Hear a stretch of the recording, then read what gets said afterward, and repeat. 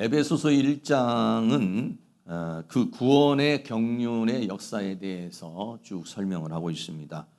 하나님의 예정에 대해서, 그리고 예수 그리스도의 구속에 대해서, 그리고 성령의 인치심과 보증에 대해서 이야기를 하고 있습니다. 그래서 하나님께서 이렇게 구원의 역사를 이루어 가셔서 통일되게 하려는 것이 하나님의 뜻이다 라고 그렇게 이야기를 하고 있습니다. 그래서 그것을 이루기 위해서 하나님께서는 예수 그리스도를 교회의 머리로 주시고, 또 우리는 그리스도 안에서 한 몸이 되었다라고 이렇게 말하고 있어서, 그런 구원의 여러 가지 서정에 대해서, 경륜에 대해서, 과정에 대해서 설명하는 것이 에베소서 1장에 있는 그런 내용입니다. 에베소서 2장에 와서는 이제 우리가 예수 믿기 전에 우리가 어떤 상태에 있었는가 하는 것을 우리에게 적나라하게 우리의 상태를 이야기를 해주고 있습니다.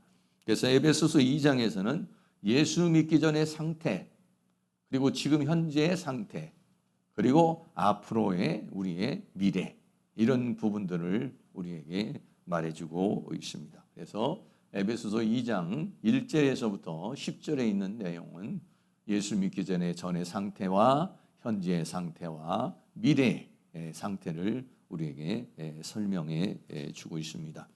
우리는 예수 믿기 전에 또 예수를 지금 현재 믿고 있지만 아직도 그 영향력 아래 있을 수 있습니다. 그래서 예수 믿기 전의 상태는 어떤 상태인가를 우리에게 세 가지로 이야기를 해주고 있습니다. 첫째는 죄와 허물로 죽은 자다라고 그렇게 말하고 있습니다. 죄와 허물로, 또는 허물과 죄로 우리는 죽은 자다라고 그렇게 성경은 선포를 하고 있습니다. 에베소서 2장 1절에 너희의 허물과 죄로 죽었던 너희를 살리셨도다라고 그랬습니다. 그래서 우리는 예수 믿기 전에는 허물과 죄로 죽었던 자다라고 그렇게 말하고 있습니다.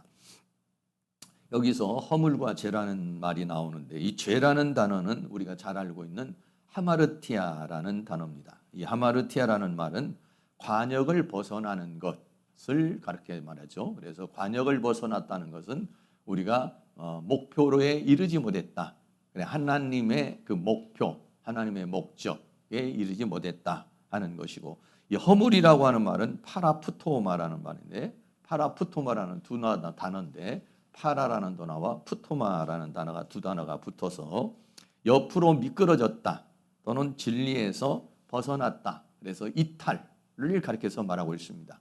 그러니까는 허물이라는 말은 좀 벗어난 것을 말하는 것이고, 하마르티아라고 하는 죄라는 말은 목표에 이르지 못한 것을 우리가 말해주고 있어요. 하나님이 원해 우리에게 정해 주신 그 목적에 이르지 못하고 하나님의 말씀을 벗어남으로 인해서 우리는 죽은 자다라고 그렇게 말하고 있습니다. 그림을 보면은요, 이렇게 관역이 있습니다. 관역이 있으면은 화살이 정 가운데 딱 꽂혀야 되는데 정 가운데 이르지 못하는 것, 내가 하나님의 말씀에 정확하게 하나님의 뜻에, 하나님의 목적에 살지 못하게 되어지는 것을 우리는 뭐라 하느냐, 하마르티아, 죄라고 그렇게 말하고 있습니다. 또 이 허물이라고 하는 단어는 출입금지 되어져 있는 철조망이 된 것을 건너가려고 그러는 그런 부분이라든지, 또 아니면 다른 말로 말하면 기차가 있는데 기차가 이탈을 해버리는 거예요. 기차에 레일이 있습니다.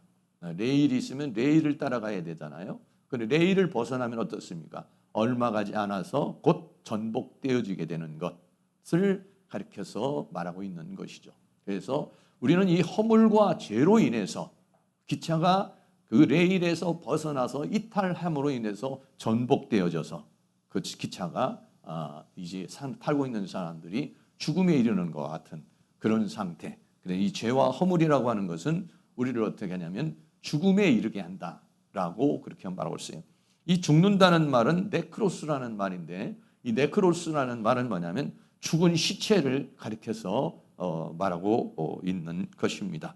그래서 우리는 예수를 믿기 전에는 이 죄 문제로, 또 이 허물의 문제로 인해서 우리는 이미 죽은 자다 라고 그렇게 말하고 있는 것이죠.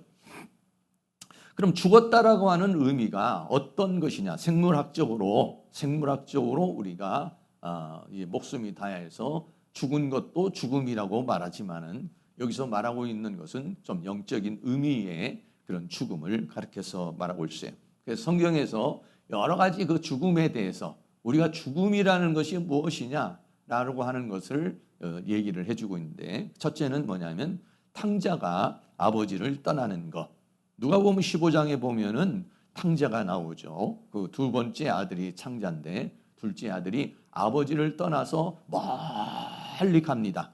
그래, 허랑방탕한 그러한 인생을 살죠. 그래, 아버지를 떠나면 자유롭고 아버지를 떠나면 행복할 것 같고 아버지를 떠나면 성공할 것이라고 생각했지만은 결국은 그 탕자의 인생은 모든 것을 허비하고 탕진하는 그러한 비참한 상황에 이르게 되죠.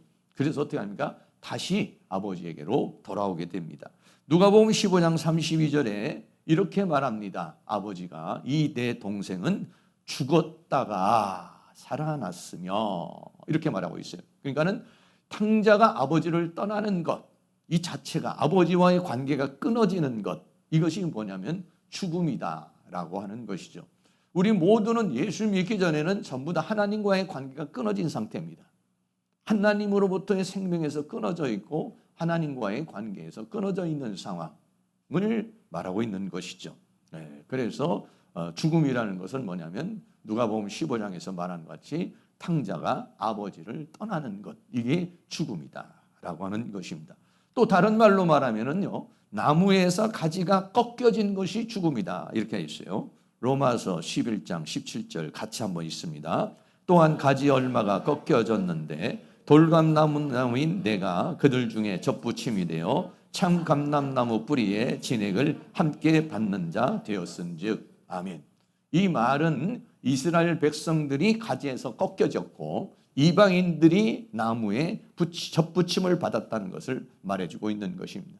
가지에 꺾여졌 나무에 가지가 꺾여져서 떨어져 나가면은 살아있는 것 같지만은 어느 시점이 되면 죽지 않습니까? 보통 교회에도 꽃꽂이를 많이 우리가 하게 되면 꽃꽂이를 해 와서 한 일주일, 많이 가면 한 2주일 정도는 화사하게 꽃이 피어 있습니다. 그러나 어떻습니까? 이미 그 꽃은 가지에서 나무에서 이제 가지가 꺾여진 순간부터 어떻게 보면 살아있는 것이 아니라 사실은 죽어가고 있는 것이다 라고 하는 것이죠. 그래서 죄와 허물이라고 하는 것은 우리를 그렇게 하나님과의 관계에서 끊어지게 해서 죽음으로 가게 되는 것, 이것을 죽음이다라고 그렇게 말하고 있어요. 또 다른 말로 뭐라냐면 목자에게서 양이 떠나는 것. 그래서 양이 목자를 떠나서 길을 잃어버린 상태, 이것을 뭐라냐 성경은 또 죽음이다 이렇게 말하고 있어요. 베드로전서 2장 25절도 같이 있습니다. 너희가 전에는 양과 같이 길을 잃었더니 이제는 너희 영혼의 목자와 감독 되신 이에게 돌아왔느니라. 아멘. 우리는요 그렇게 생각하지고 내 인생이니까 내 마음대로 내가 내 뜻대로 살 수 있다고 생각을 합니다. 그래서 자기 나름대로 꿈을 꾸면서 이렇게 살아가죠. 그런데 그 결과가 뭐냐면 죽음 또는 지옥이라고 하는 것을 우리에게 말해주고 있는 것입니다. 성경에요 우리를 뭘로 비유하고 있냐면 양으로 비유를 하고 있어요. 양으로 비유한다는 것은 뭐냐면은 양은 뭐냐면 목자가 없이는 살아낼 수 없는, 목자가 없이는 먹을 것, 입을 것, 쓸 것, 쉴 것, 이것이 해결이 안 되는 것, 이게 뭐냐면은 양입니다. 근데 이 양이 목자를 잃어버리면 어떻게 되냐? 결국은 이리와 늑대에게 잡혀서 죽게 되거나 아니면 낭떠러지에 떨어져 죽게 되는 것. 그래서 전에는 이런 말은 우리가 예수를 믿기 전에는 양과 같이 길 잃은 양이었다. 이제는 너희의 영혼의 목자와 감독 되신 이에게 돌아왔느니라 라고 그랬어요. 그래서 하나님은 뭐냐면 우리 영혼의 우리의 삶의 모든 것에 목자가 되주시고 우리를 감독해 주시는 분이시다라고 그렇게 말하고 있습니다. 사람은 어려서부터 태어날 때부터요 자기 스스로가 모든 걸 해결할 수가 없어요. 태어나면서부터 부모의 절대적인 보호가 있어야 됩니다. 절대적인 보호 안에서 양육이 되어지지 않으면 인간은 죽음에 이르게 되는 거예요.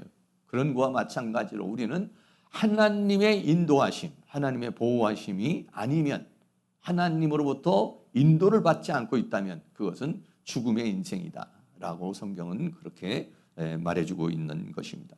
또 다른 비유로요, 유리하는 별은 죽은 것이다라고 그렇게 말하고 있습니다.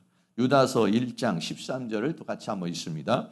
자기의 수치의 거품을 품는 바다의 거친 물결이요, 영원히 예비된 캄캄한 흑암의 도력을 유리하는 별들이라 라고 그랬습니다.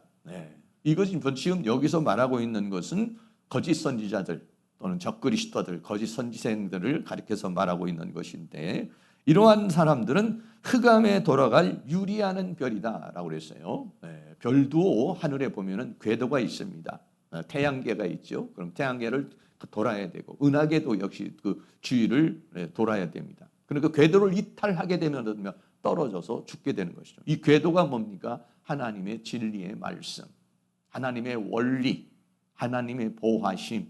여기를 떠나게 되면 결국은 어떻게 되냐? 유리하다가 결국은 흑암은 지옥을 가리켜서 말하고 있는 것이죠. 그래서 이렇게 우리가 죽음이라고 하는 것은 무엇을 지금 이야기하고 있습니까? 이 죽음이라고 하는 것은 탕자가 아버지를 떠난 것이고, 가지가 나무에서 꺾여진 것이고, 더 나아가서는 양이 목자를 떠나서 잃어버린 것이고, 그리고 별이 그 궤도를 벗어나서 유리하는 상태, 이것을 뭐라고 그러느냐 하면은 죽음이다라고 그렇게 말하고 있어요.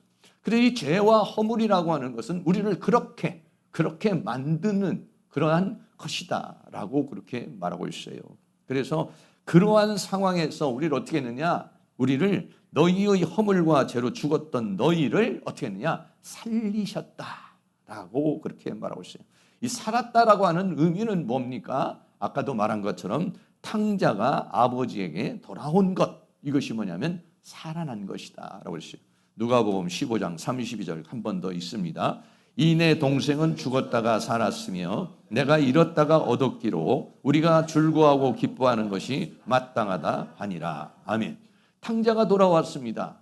아버지가 입을 맞춰주고 옷을 입혀주고 금가락지를 끼워주고 신발을 신기고 좋은 옷을 입히고, 그리고 어떻게 합니까? 잔치를 벌입니다.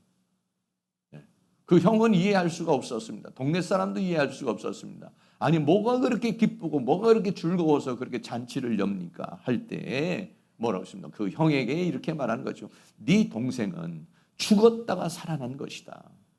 죽었다가 살아났으니 얼마나 기쁜 것이냐. 잃었다가 얻은 것이다. 그러니 얼마나 기쁘고 즐거운 것이냐. 우리가 즐거워하고 기뻐하는 것이 마땅하다라고 그렇게 이야기를 하고 있는 것이죠. 그래서 살아난다는 것은 뭐냐면 아버지에게로 돌아오는 것, 내 영혼의 목자가 되시며 내 영혼의 감족자가 되시는 그 하나님 아버지에게 돌아오는 것, 그리고 그 하나님 아버지 안에서 사는 것, 이것을 뭐라고 그러냐? 성경은 산자다 라고 그렇게 말하고 있어요. 또한 죽은 영이 다시 살아나는 것을 산자다 이렇게 말했습니다.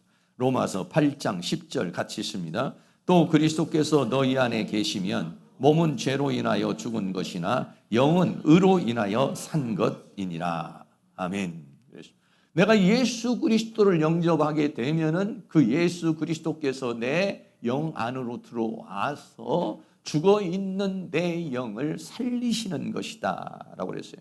몸은 죄로 인해서 죽은 것이지만은 예수 그리스도를 믿는, 그래서 몸은 죄로 인하여 죽은 것이나 영은 할 때 이 영은 뭐냐면 죽어 있는 나의 영을 말하고 있어요. 의를 인하여라는 것은 예수 그리스도를 믿는 믿음으로 인하여 예수 그리스도의 영이 내 안에 들어옴으로 인해서 내가 살아나는 것이다. 이것을 성경은 거듭남이라고 그렇게 말하고 있는 것입니다. 그래서 우리는 예수 믿기 전엔 우리 모두가 다 이렇게 목자를 잃어버린 양과 같이 길을 잃어버리고 궤도를 이탈한 그 별과 같이 유리하며 방황하면서 인생을 살아온 것, 이것이 뭐냐면 예수를 믿기 전에 우리의 상태를 가리켜서 말하고 있는 것입니다. 두 번째는 그렇게 유리하면서 어떻게 사느냐? 세상의 풍속을 쫓는 삶을 살았다라고 그렇게 말합니다. 에베소 2장 2절에 그때 너희가 그 가운데서 행하여 그랬어요. 그때는 뭐냐면 죄와 허물로 죽은 때, 이런 때를 말하는 거죠. 너희가 그 가운데서 행하여 그 죽은 상태에서 삶을 살면서 이 세상 풍습을 쫓고 그랬어요. 그러니까 내가 이미 하나님 아버지를 떠나서 탕자와 같이 사니까 이 세상 풍속, 그러니까는 탕자가 세상에 묻혀가지고 허랑방탕하면서 자기의 정욕대로 자기의 쾌락대로 사는 것, 이것이 뭐냐면 우리의 삶이었다라고 그렇게 말하고 있어요. 이 세상 풍속을 쫓는 삶을 살았다 라고 그랬어요. 세상이라는 말이 뭐냐면 코스모스라는 말. 이 코스모스라는 말은 질서라는 뜻도 있고 장식, 꾸민 세계. 꾸민 세계를 뭐라냐? 세상이다, 이렇게 했어요. 세상의 풍습을 쫓았다라고 하는, 풍습이라는 말이 아이온이라고 하는 그런 말인데, 이 아이온이라는 말이 원래는 영원이라는 단어로도 이렇게 쓰입니다. 이거는 뭐냐면 시대 또는 세대, 영원, 이런 의미를 가지고 있는 거죠. 다시 말하면 그 시대에 묻혀서 인생을 살았다라고 하는 것입니다. 이 세상에 풍습이 있습니다. 이 세상에 유흥이 있습니다. 여러분, 우리가 삶을 살면서요, 나도 모르는 사이에 이 세상에 풍습을 쫓지 않고 살 수는 없는 그런 부분이 있어요. 사람들이 전부 다 빨간 옷을 입으면은 빨간 옷이 유행이다 하면 빨간 거 입고, 양복도 뒤가 이게 터진 걸 입으면 또 터진 거 입다가 또 막힌 것이 유행이다 하면 막힌 걸로 또 입고, 머리도 뭐 이렇게 잘랐다가 또 저렇게 잘랐다가, 이게 세상의 유행이라는 것이 있죠. 그래서 우리가 세상의 유행의 그 풍속에 어느 정도는 영향력을 받고는 있어요. 그래서 이 세상의 풍습을 쫓았다라고 하는 것은 세상의 가치, 세상의 이념, 세상의 어떠한 가르침, 세상의 어떠한 철학, 이런 것에도 묻혀서 인생을 살게 됐다라고 하는 거예요. 그거를 성경은 뭐라고 하느냐? 너희는 세상의 종이다라고 그렇게 말하고 있어요. 세상에 묻혀서 세상의 흐름에 따라서, 세상의 그런 가치관을 따라서 이 세상 사람들이 추구하는 대로, 이 세상 사람들이 목표하는 대로, 이 세상 사람들이 가치로 여기는 대로 그렇게 우리가 휩쓸려서 살고 있다라고 한다면은 그 사람이 뭐냐면은 세상의 종노릇 하고 있는 것이다라고 그랬죠. 성경은 우리를 세상의 종이라고 말하지 않죠. 세상의 종노릇 하는 것은 왜 죽냐면 이미 죽었기 때문에, 목자를 잃어버렸기 때문에, 진리를 벗어났기 때문에, 참이 뭔지 모르기 때문에, 그렇기 때문에 뭡니까? 세상의 철학과 세상의 사상의 거기에 흐름에 따라서 그것이 진리인 줄 알고, 그것이 행복인 줄 알고, 그게 인생의 의미인 줄 알고 인간은 살아간다라고 하는 것이죠. 그래서 뭐라고 그랬어요? 로마서 12장 2절에서 같이 한번 읽습니다. 너희는 이 세대를 본받지 말고 오직 마음을 새롭게 함으로 변화를 받아 하나님의 선하시고 기뻐하시고 온전하신 뜻이 무엇인지 분별하도록 하라. 아멘. 이 세대를 본받지 말라 그랬어요. 우리는요, 참 어려운 것이 뭐냐면 세상에 살고 있지만 세상에 속한 자는 아닌 것이에요.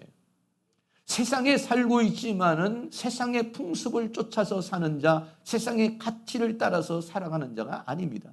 우리도 여행도 하기도 하고, 밥도 먹기도 하고, 놀러 가기도 하고, 세상에 여러 가지 그러한 곳에 살고는 있지만은 그것이 우리의 목적은 아니죠. 우리의 목표도 아닙니다. 그것이 우리의 참 기쁨도 아닙니다. 그것이 우리의 참 만족도 아닌 것이죠. 성경은 이 세대를 본받지 마라. 마음을 새롭게 함으로 말미암아 하나님이 선하시고 기뻐하시고 온전하신 뜻이 무엇인지, 이 세상 가운데서 하나님의 선하시고 기뻐하시고 온전한 뜻이 무엇인지를 분별해서 그래서 살아가야 된다라고 하는 것을 우리에게 말해주고 있는 것입니다. 간단한 것 같지만은 사실은 어려운 것이죠. 우리는 이 세상에 살고 있고 또 우리는 어때요? 육신을 입고 있지 않습니까? 네. 육신을 입고 있는 인생은요, 이 세상의 법칙과 이 세상의 원리대로 살아갈 수밖에 없어요. 네. 이 세상에 정치를 하고 있지 않습니까? 네. 정치를 하고 있는데 그 정치의 영향력을 안 받을 수가 없어요.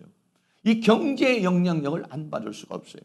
또 우리는 초등학교, 중학교, 고등학교, 대학교를 다니면서 이 세상 학문을 또 배우고 있지 않습니까? 그러면으로 인해서 거기에 영향력을 안 받을 수가 없는 거예요. 그런데도 불구하고 우리는 어떻습니까? 이 세상에 살고 있지만은 이 세상에 속한 자가 아니고 이 세상이 우리의 모든 것이 아니고 하나님의 말씀이 우리의 삶의 지표가 되는 것이고 우리의 목적은 하나님 나라, 너희의 시민권은 하늘에 있는지라. 할렐루야. 예, 그렇습니다.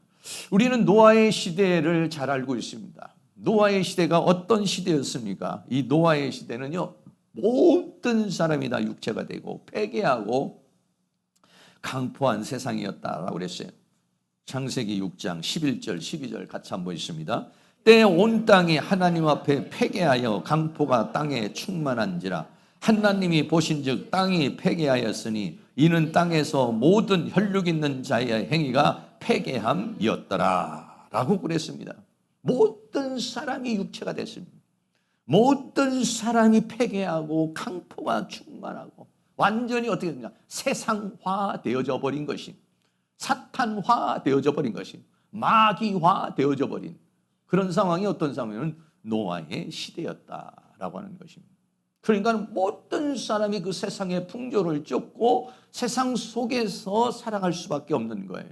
그런데 그 안에서도 그 세상에 속하지 않은 사람이 있었죠. 그게 누구냐면 노아라고 하는 사람 아니겠습니까? 하나님 보시기에도 전부 다 홍수를 통해서 쓸어버려야 되겠다.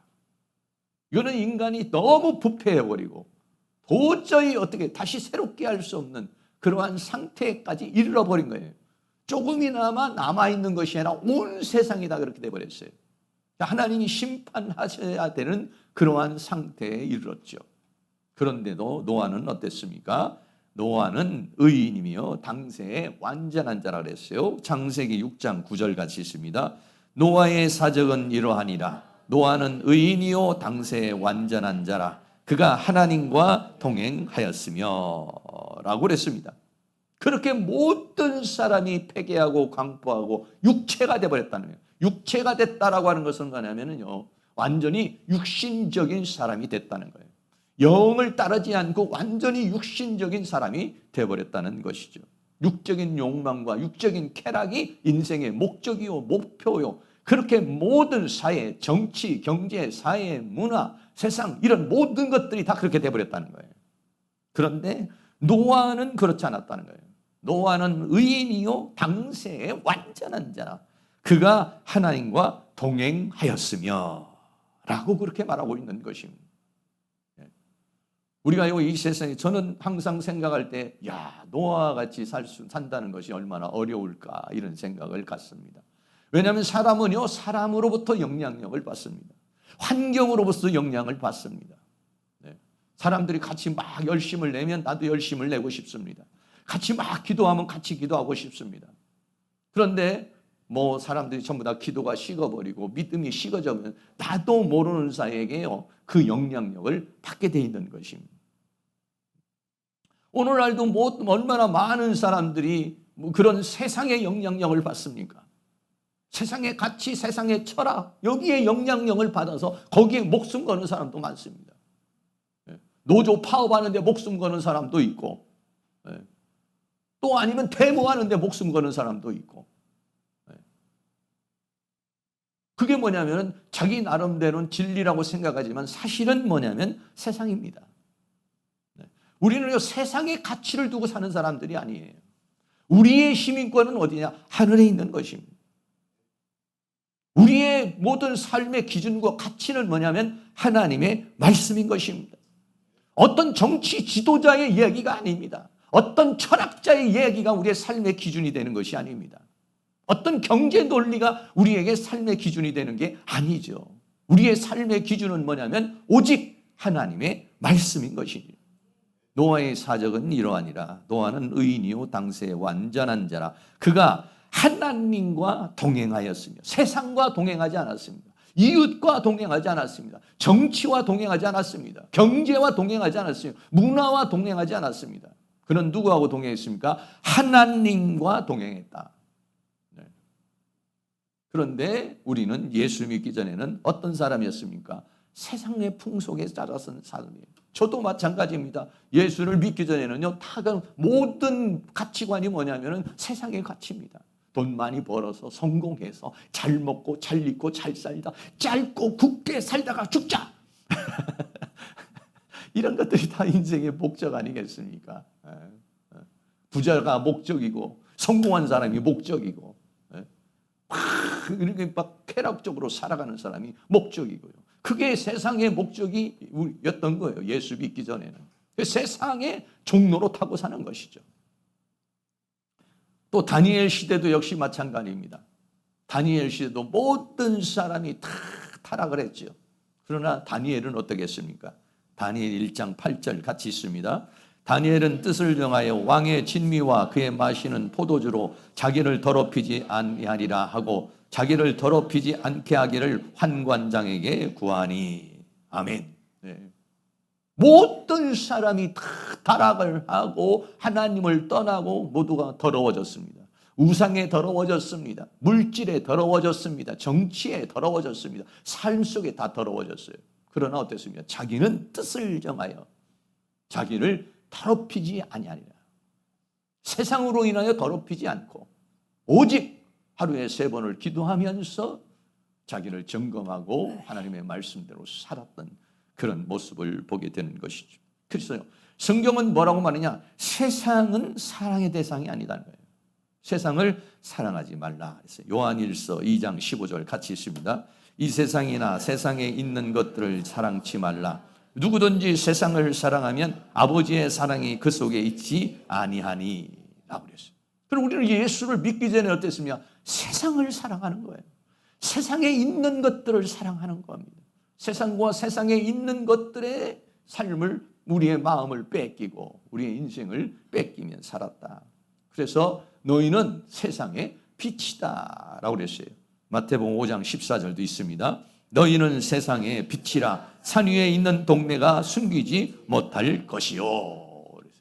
오히려 세상의 그 어두움을 비추는, 세상의 그 더러움을 어떠냐, 부패함을 막는 그런 사람이 되어야 되는데 예수를 믿기 전에는 그런 생각을 해보지를 못해요. 도덕적으로나 윤리적으로나 어느 정도는 생각할 수 있지만은요.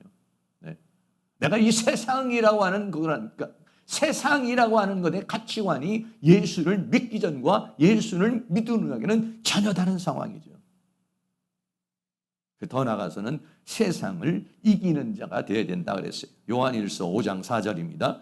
대저 하나님께서 난 자마다 세상을 이기느니라. 세상을 이긴 이김은 이것이니 우리의 믿음이니라. 아멘. 예수 믿기 전에는 세상 사람들은 어떻습니까? 세상에 있는 것들을 즐기고 만끽하고 그러다가 살다가 죽는 것입니다. 그러나 예수를 믿고 난 다음은 생각이 바뀌죠. 뭐 어떻게 바뀝니까? 세상은 사랑의 대상이 아니고 오히려 세상은 이김의 대상이라는 거예요. 세상을 보는 눈이 완전히 달라져 버리는 것이죠.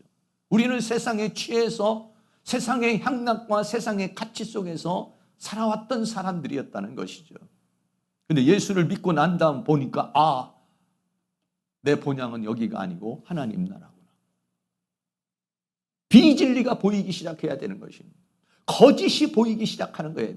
사탄의 세계가 보이기 시작해야 되는 것이죠.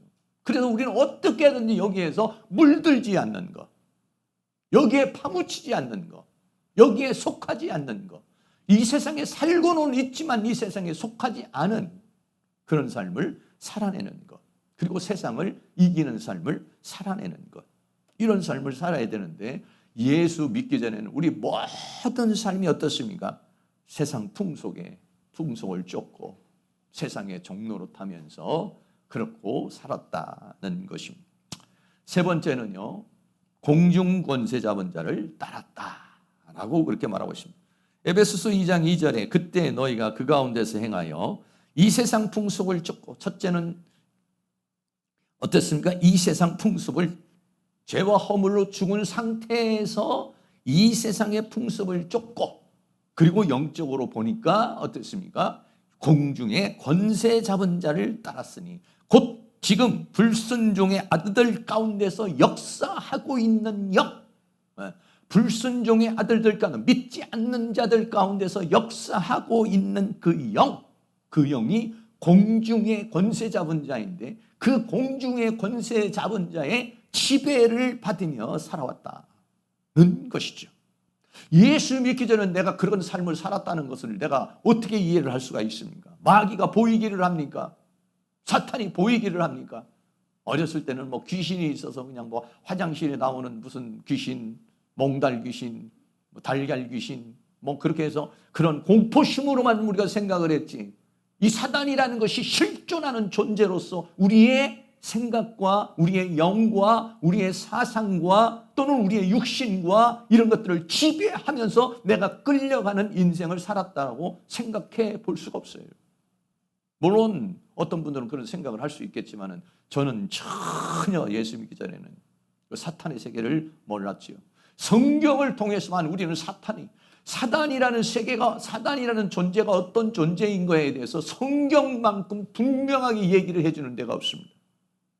공자나 맹자나 또는 삼국지나 또는 이 세상 어떤 책들도요, 영의 세계에서, 사탄의 세계에서, 천사의 세계에서, 하나님의 세계에서, 하나님 나라의 세계에 대해서 이렇게 적나라하게 분명하고 확실하게 얘기해 준 책이 없어요. 그렇기 때문에 이 세상 살아가는 사람들은 이 영의 세계를 모르는 것이, 성경을 모르면 영의 세계를 모르는 것이죠. 내가 왜 이러는지 몰라. 그냥 어디론가 끌려오는 가는데 내 의지로 안 되고 내 감정으로 안 되고 내가 아무리 해도 안 되는 내 인생, 왜 나는 이럴까? 라고만 생각하는 것이지, 그 배후에서 사단이 나를 공격하고 있고 나를 끌고 가고 있고 나도 모르게 거기에 질질 끌려가고 있는 이런 것들을 알 수가 없는 것인데, 성경은 뭐라고 그랬냐? 공중 권세 잡은 자를 따랐다. 성경은 마귀가요, 이 세상 임금이라고 그랬습니다. 요한복음 12장 31절 있습니다. 이제 이 세상의 심판이 이르렀으니 이 세상 임금이 쫓겨나리라. 합법적으로요, 성경은 마귀에 대해서 뭐라고 그랬냐면 이 세상 임금이라는 거예요. 이 세상 임금이라는 건 뭐냐면 이 세상을 장악하고 있다는 거예요. 사탄이 뭐라고 했습니까? 예수님께 이 권세는 내가 받은 것이다 그랬습니다. 합법적으로 사탄이 이 세상을 지배할 수 있는 권세를 가지고 있어요. 공중 권세를 가지고 있어요. 그래서 요한일서 5장 19절도 같이 있습니다. 또 아는 것은 우리는 하나님께 속하고 온 세상은 악한 자에게 처한 것이며 라고 그랬습니다. 온 세상은 악한 자 안에 처한 것이다. 사단의 장악 아래, 사단의 그 손아귀 아래 이 세상이 그렇게 되어져 있다는 것이에요. 이 모든 세상이 악한 자 안에 처한 것이고, 이 악한 자는 세상 어떻습니까? 임금이요, 공중 권세 잡은 자다라고 그랬어요. 에베소서 2장 6장 12절 말씀도 같이 있습니다. 우리의 씨름은 혈과 육에 대한 것이 아니요 정사와 권세와 이 어둠의 세상 주관자들과 하늘에 있는 악의 영들에 대함이다 라고 그랬습니다. 우리의 씨름, 이 씨름이라는 것이 뭐냐면은 전쟁을 말하는 거예요. 싸움을 말하는 것이에요. 예수 믿기 전에는 이런 싸움, 영적 싸움이라는 것을 생각해 볼 수가 없었지. 세상과의 싸움이고 내 의지와의 싸움이고 내 신념과의 싸움, 내 사상과의 싸움, 내 철학과의 싸움이었지. 그러나 우리의 씨름은 혈과 육에 대한 것이 아니라는 거예요. 혈육에 속한 것이 아니라는 거예요. 정사와 권세와 이 어둠의 세상 주관자들, 이 어둠의 세상의 주관자들이 이런 정사와 권세를 잡고 있다는 것이죠. 눈에는 보이지 않지만 그 사탄의 세계가, 역사가 이루어지고 있다는 거예요. 그래서 내 인생을 피폐하게 만들고 질병도 주고 고통도 주고 괴로움도 주고 슬픔도 주고 나도 모르는 사이에 그 영에 사로잡혀 있다는 거예요. 그걸 하늘에 있는 악의 영들에 대함이다. 그러니까 우리가 예수를 믿기 전에는 이런 싸움이라는 자체를 생각해 볼 수가 없습니다. 그러니까 잘 모르니까 그냥 절에 가서 빌기하고 아니면은 무당에게 굿하면서 또 아니면은 뭐 무속에 휩쓸려서 못을 박으면은 뭐 문제가 있다. 문지방을 넘으면 뭐 복이 떨어진다. 자기도 모르는 사이에 이상하게 아니고 그냥 별의별 그런 무속의 신앙 속에서 그냥 막연하게 그냥 인생을 살아온 것이죠. 분명히 어떤 세력이 있기는 있는데, 분명히 무엇인가 내 인생을 터치를 하고 있는데, 그 세력이 분명히 이런 정사와 권세와 이 어둠 세상의 주관자들이 있는데 그거에 대해서 우리가 알 길이 없죠. 그러나 성경은 분명하게 그것을 우리에게 말해주세요. 하늘에 있는 악의 영들에 대함이라 라고 그렇게 말하고 있는 것입니다. 그래서 이러한 사탄이 공중 권세 잡은 자로서 우리를 장악하고 있는데 나도 모르는 사이에 그 사탄에게 끌려가고 있었다. 공중 권세 잡은 자를 따랐다. 그러니까 어떻습니까? 세상의 종로, 이 세상 풍습을 쫓으니까 세상의 종로로 됐던 것이고, 또 공중 권세 잡을 따랐으니까 사탄의 종로로 타면서 살고 있다는 것이죠. 그래서 우리는 전부 다 버리면 사탄의 종으로, 노예로, 포박에 끌려 잡혀가지고 살고 있었다라고 하는 것이에요. 예수님이 이 땅에 오셨을 때도 역시 마찬가지였습니다. 예수님이 오셨을 때도 성전이 뭐가 됐느냐? 강도의 소굴이 되었다 그랬어요. 마태복음 21장 13절 같이 있습니다. 저에게 이르시되 기록된 바 내 집은 기도하는 집이라 일컬음을 받으리라 하였거늘 너희는 강도의 구려를 만드는도다 하시니라 라고 그랬습니다. 예수님이 오셨을 때 예루살렘 성전은 어떤 상황이 됐습니까? 하나님을 섬기고 기도하는 그런 곳이 아니라 장사하는 장사꾼의 소굴이 됐다는 거예요. 다시 말하면 사탄의 소굴이 됐다는 것입니다. 성전이 그렇게 돼버리고 말았습니다. 왜 그렇게 됐나요? 사람들은 그걸 이해하지. 그렇게 그런 어떠한 그 하나님께 예배하고 찬송하고 기도하는 그런 성전이 그렇게 변질이 되어져 있는데 자기도 모르는 사이에 어느 날 서서히 그렇게 만들어져 가는 것이에요. 결국은 그 배후에 누가 있습니까? 원수 마귀가 있다는 거예요. 그래서 당시에는요, 모든 성도는요, 마귀의 자녀가 되었다 그랬어요. 요한복음 8장 44절 같이 있습니다. 너희는 너희 아비 마귀에게서 났으니 너희 아비의 욕심을 너희도 행하고자 하느니라. 아멘. 마귀는요, 우리에게 욕심, 욕망, 정욕 이거를 끌어오르게 만들어요. 그래서 우리를 어떻게 하냐면 그 욕망을 따라서 죽게 만드는 거예요. 욕심을 따라 죽게 만드는 거예요. 그 쾌락을 따라서 죽게 만드는 거예요. 그 쾌락이 당시에는 너무 즐거운 것 같지만 결국은 멸망으로 가는 것이죠. 왜? 마귀는 우리를 멸망으로 끌고 가려고 하는 것이 목적이니까. 너희는 너희 아비 마귀에게서 났다.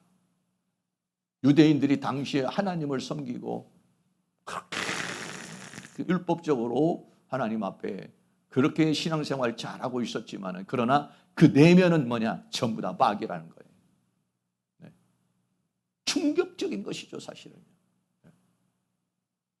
너희는 너희 아비 마귀에게서 났으니 너희 아비의 욕심을 너희도 행하고자 한다 그랬어요. 그래서 결국은 어떻게 뱀들과 독사의 새끼라고 그랬습니다. 마태복음 23장 33절도 있습니다. 뱀들아 독사의 새끼들아 너희가 어떻게 지옥의 판결을 피하겠느냐. 아멘. 네. 전부 다 뱀이 됐습니다. 영적으로 보니까 전부 다 머리가 뱀이에요. 영적으로 보니까 전부 다 혀에서 입에서 이 말이 나오는데 그게 전부 다 독이야, 독. 사람을 죽이는 독사의 독을 품고 있는 거예요. 예수님께서 직접 하신 말씀 아니에요? 뱀들아 독사의 새끼들아 너희가 어떻게 지옥의 판결을 피하겠느냐. 이게 뭐냐면 예수님 당시의 상태고 우리가 예수 믿기 전의 상태가 그런 상태였다는 것이죠. 그럼 우리는 어떻게 합니까? 이제는 예수 믿은 다음에는 어떻습니까? 허물과 죄로 죽었던 우리가 살아나고 이 세상 풍속을 쫓는 자가 아니라 이 세상을 이기는 자가 돼야 되고 공중권세 잡은 마귀를 따라가는 사람이 아니라 성령을 따라가는 삶, 그런 삶을 살아야 될 줄로 믿습니다. 우리나라에 전부 다 처음 선교사들이 왔을 때, 언더우드와 아펜설러가 우리나라에 왔을 때 정말 우리나라에 복음을 전한다는 게 가득하게 보인 것입니다. 유교와 불교와 샤머니즘의 지배를 받으면서 불교 문화와 유교 문화로 꽉 차 있으며 무속과 미신으로 꽉 참여 있어서 마귀의 종로로, 죄의 종로로, 사탄의 종로로, 지옥의 형벌에 그러한 삶을 살아가고 있을 때 까마득했죠. 정말 여기에 이 복음이 떨어져서 저들이 정말 예수를 믿을 수 있을까? 여성들은 가마를 타고 가고, 또 어떤 여성들은 전부 다 보자기 같은 거 뒤집어 씌우고 다니는데 그 사람들이 복음을 전한다는 거. 그런 모든 수천 년에 걸쳐서 그런 사상과 철학과 그 습관과 그 풍습과 그 문화에 젖어버려 있는 그 사람들에게 정말 이 복음이 증거되어져서 씨앗이 맺혀질 수 있을까? 정말 까마득한 그런 기도를, 그 기도문을, 우리 원더우드 아펜설의 기도문을 보면은 정말 앞길이 보이지 않는 완전히 흑암 속에 있는 나라가 우리 대한민국이었어요. 근데 거기에 하나님의 은혜가 주어진 줄로 믿습니다. 예수를, 우리나라가 예수를 믿게 됐다라고 하는 것은 이거는 정말 기적적인 기적이고, 또 우리 여기 계신 분들이 예수를 믿게 됐다는 건 정말 기적입니다. 기적이에요. 할렐루야. 나 같은 죄인이 살려주신 하나님, 하나님께서 우리에게 은혜를 베풀어 주셔서 이 예수를 믿게 된 거예요. 그런데 그러지 않으면 어땠겠습니까? 네. 에베소서 2장 2절에 말한 같이 지금 불순종의 아들 가운데 역사하는 영이라, 그 영에 팍 잡혀가지고 살아가는 것이죠. 예수를 믿고도 아직도 우리는 그 예수를 믿기는 했지만 그 사탄의 영역에서 벗어나지 못하고,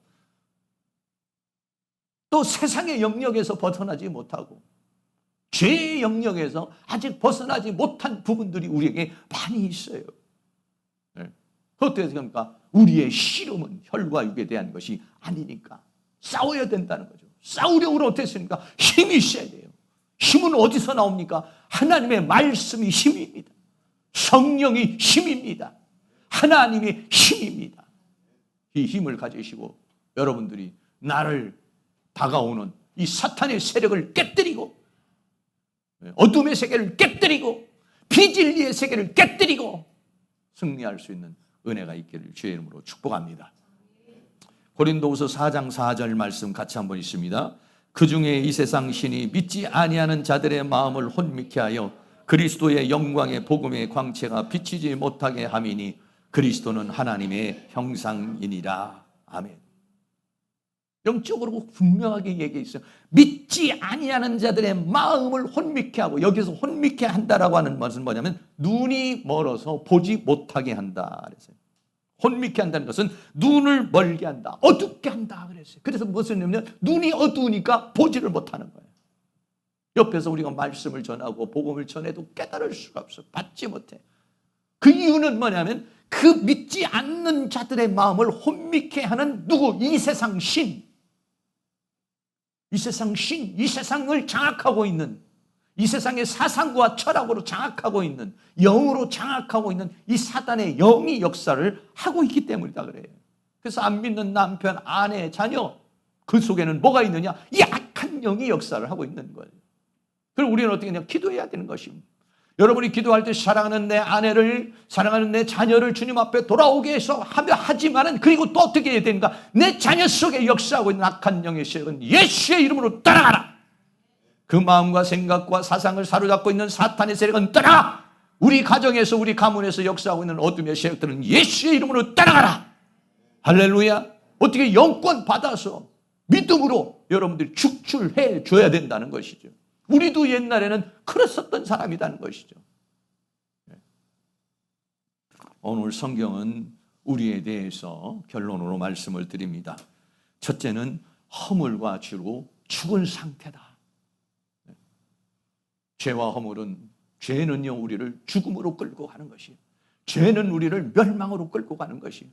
죄는 우리를 불행으로 끌고 가는 것입니다.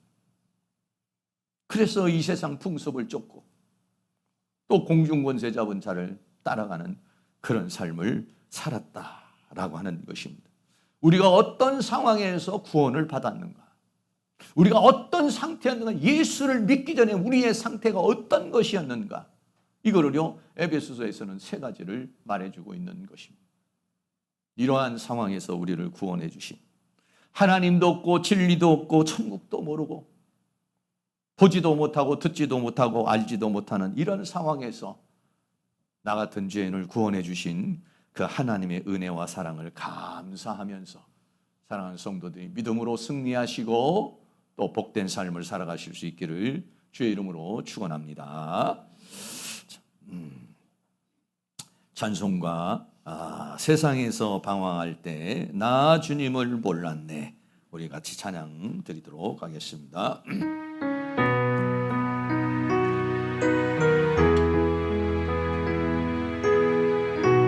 예수 믿기 전의 상황 우리를 돌아보면서 찬양합니다. 세상에서 방황할 때 나 주님을 몰랐네. 내 맘대로 고집하며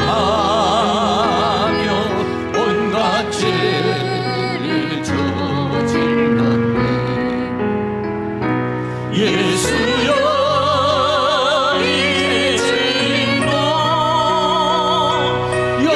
용서받을 수 있나요? 벌레만도 못한 내가 용서받을 수 있나요? 많은 사람 찾아와서 나의 친구가 되어도 병든 몸과 상한 마음 위로하지 못했다고. 예수여 이 죄인을 불쌍히 여겨주소서. 의지할 곳 없는 이모 위로받기 원합니다. 이제 애통함을 예수께서 들으셨네. 못 잡은 사랑의 손 나를 어루만지셨네. 내 주여 내 주여 이 죄인이 다시는 너를 믿니다. 오내 주여 나 이제는 아무 걱정 없습니다. 내 모든 죄 내 모든 죄 물어은진 이제 모두 다 벗었네. 우리 주 예수께서 나와 함께 계신다고. 내 주여 이 죄인이 무한 감사드립니다. 나의 몸과 영혼까지 주를 위해 바칩니다. 아멘.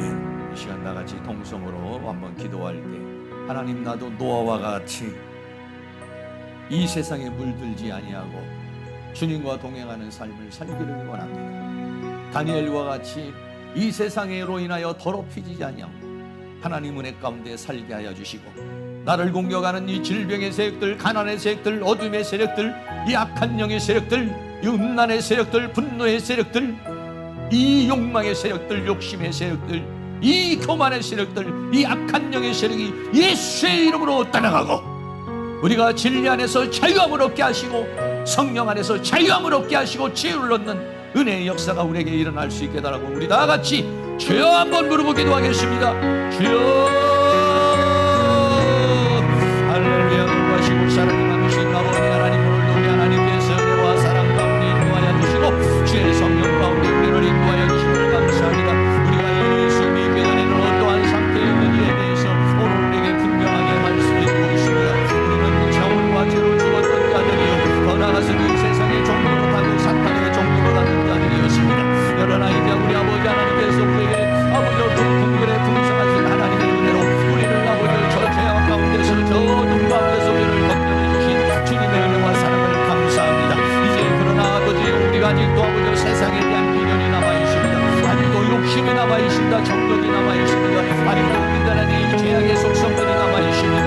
아버지 하나님, 우리를 불쌍히 여기시고 긍휼히 여겨주시기를 간절히 원합니다. 또한 온 세상이 죄가 되고 온 세상이 회개하고 강구한 가운데서도 또한 아버지 하나님 앞에 완전한 자요, 아버지 주님과 동행하는 그런 삶을 살아온 것 같이 우리는 주님과 동행하는 삶을 살아갈 수 있도록 은혜를 베풀어 주시기를 간절히 원합니다.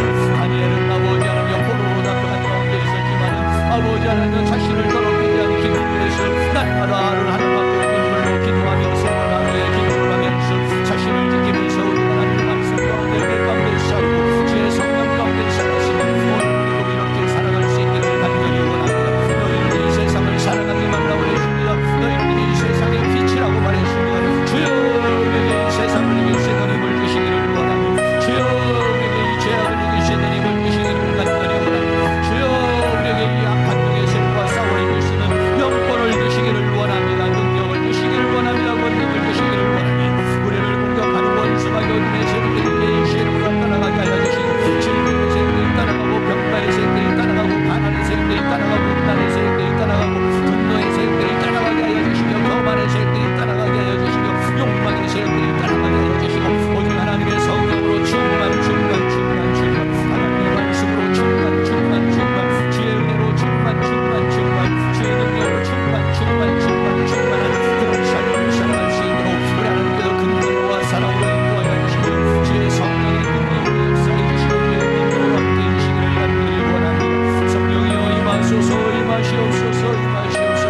주의 영으로 주의 성령으로 주의 능력으로 우리를 충만하게 채워주셔서 이제는 이 죄와 물과 죽었던 우리를 살리신 그 주님의 은혜와 그 주님의 사랑과 주님의 역사 속에 살아가는 저희들이 되어주시는 은혜와 사랑으로 인도해 주시고 끌어주시고 함께 해주시기를 간절히 원합니다. 아버지 하나님, 아직도 아버지 예수 믿지 않는 우리 가족들이 있습니다. 예수 믿지 않는 아버지의 사람들이 있습니다. 우리 가족들에게서 역사하고 나타나는 세력들, 저 불신의 세력들 예수 이름으로 따라가게 하시고 미혹하는 세력들이 예수 이름으로 따라가게 하시며 우리 온 가족이 예수 이름으로 구원받게 하시고 이 대한민국이 예수 이름으로 구원받게 하여 주시며 하나님의 은혜와 사랑 가운데 거하는 은혜가 있도록 은혜와 사랑으로 인도하시며 주의 성령의 능력으로 역사하시고 주의 권능으로 함께 해주시기를 간절히 원합니다. 성령님 오시고 우리 구원해 주시옵소서.